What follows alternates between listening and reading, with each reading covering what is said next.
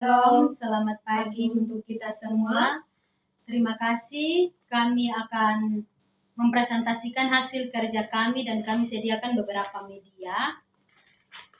Dan sebelum itu, perkenalkan nama saya Yulvin Jami dan teman saya Marianjelita Ipun. Baik, teman saya akan mempresentasikan hasil kerja kami.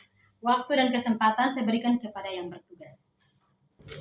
Baik, saya akan menjelaskan poin pertama tentang anatomi tumbuhan. Anatomi tumbuhan adalah suatu ilmu yang mempelajari struktur dalam dari organ-organ tumbuhan dengan teknik pemotongan organ-organ tersebut. Anatomi bertujuan mempelajari bagian-bagian dalam dari struktur organ-organ tumbuhan. Termasuk di dalamnya adalah yang merupakan unit dari seluruh organisasi hidup, termasuk tumbuhan. Anatomi tumbuhan merupakan bidang botani yang berhubungan dengan struktur internal dari organisasi dalam tumbuhan. Contoh dari struktur tumbuhan yaitu di sini saya sudah menyiapkan medianya. Contohnya seperti bunga, daun, buah, batang, dan akar. Baik, saya akan melanjutkan poin yang kedua yaitu famili tumbuhan. Kelompok famili adalah takson tumbuhan merupakan bagian dari pengelompokan setelah kelompok orde atau bangsa. Biasanya tumbuhan dengan nama Aceae dimasukkan ke dalam kelompok famili. Contohnya Cucurbitaceae, Astretaceae, Malvaceae, Solanaceae, dan Poaceae. Urutan takson tumbuhan dari kelompok tersebut ke kelompok terkecil, yaitu yang pertama, kingdom atau kerajaan. Kingdom atau kerajaan merupakan takson terbesar atau tertinggi pada tumbuhan. Anggota kingdom paling banyak di antara urutan takson lain yang makin spesifik. Semakin spesifik, maka persamaan antara anggota makin banyak. Artinya, takson tersebut hanya dihuni kelompok tertentu. Yang kedua, division atau divisi. Kelompok kedua adalah divisio atau divisi. Kelompok kedua terbesar setelah kingdom ini memiliki 3 kelas, yaitu Plepidophyta atau tumbuhan paku, Spermatophyta atau tumbuhan berbiji, dan Bryophyta atau tumbuhan lumut. Yang ketiga, kelompok kelas. Urutan takson tumbuhan ketiga adalah kelas atau celas. Tumbuhan memiliki akhirat nama yang berbeda-beda di mana kemudian hal itu terjadi klasifikasi tumbuhan berdasarkan kelasnya. Contoh kelas tumbuhan berdasarkan akhirat namanya seperti Pitaceae atau tumbuhan algo, Edoneae atau tumbuhan biji tertutup, Opsida atau tumbuhan lumut, dan sebagai berikut.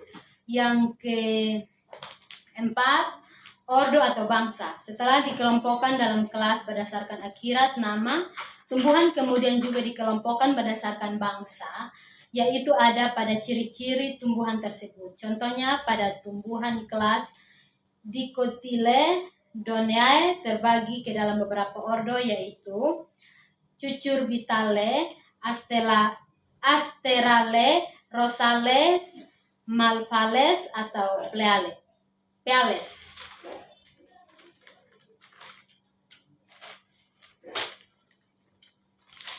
Yang kelima, genus atau marga. Tumbuhan juga akan mengalami klasifikasi kembali yang digolongkan dalam beberapa genus atau marga. Takson genus sendiri merupakan pengelompokan tumbuhan yang memiliki kaidah khusus dalam penulisannya. Yang keenam, spesies. Urutan kelompok terkecil dalam takson tumbuhan adalah spesies, di mana pada kelompok spesies anggota tumbuhannya memiliki persamaan ciri-ciri yang paling banyak dibandingkan dengan takson tumbuhan lainnya. Takson spesies biasanya memiliki sebuah organisme yang apabila melakukan perkawinan secara alamiah akan melahirkan keturunan yang subur pada tumbuhan.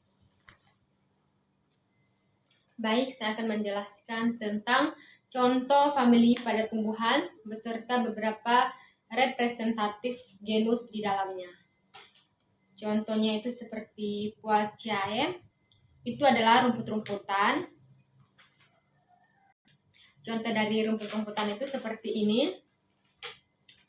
Ini adalah rumput-rumputan, media rumput. Yang kedua adalah Fabaceae atau Leguminosae. Itu adalah kacang-kacangan, contohnya itu seperti kacang hijau. Dan saya akan melanjutkan poin yang ketiga, yaitu sistem organ tumbuhan dan masalah ekosistem tumbuhan. Dan kami menyediakan media, yaitu tumbuhan kecil, sistem organ tubuh. Yang pertama akar. Ini akar.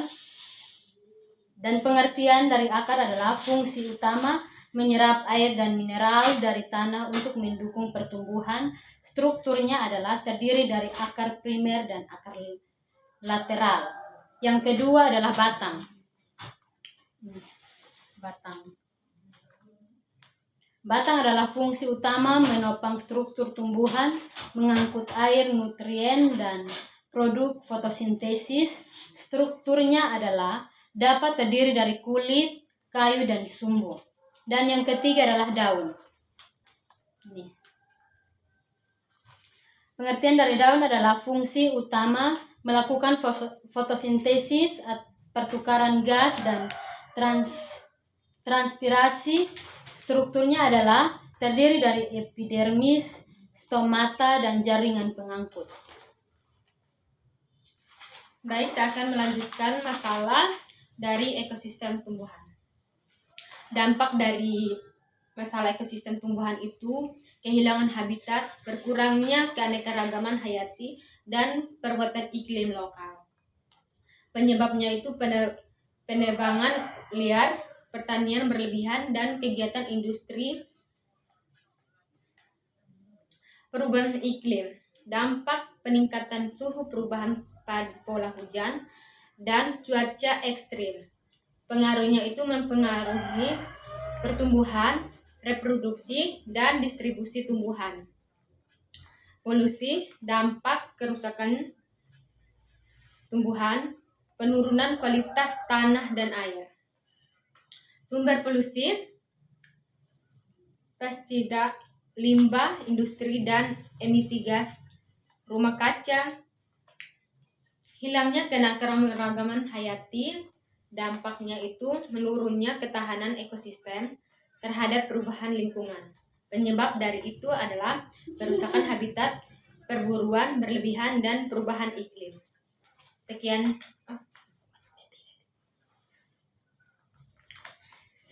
dari hasil kerja kami. Kami mengucapkan terima kasih.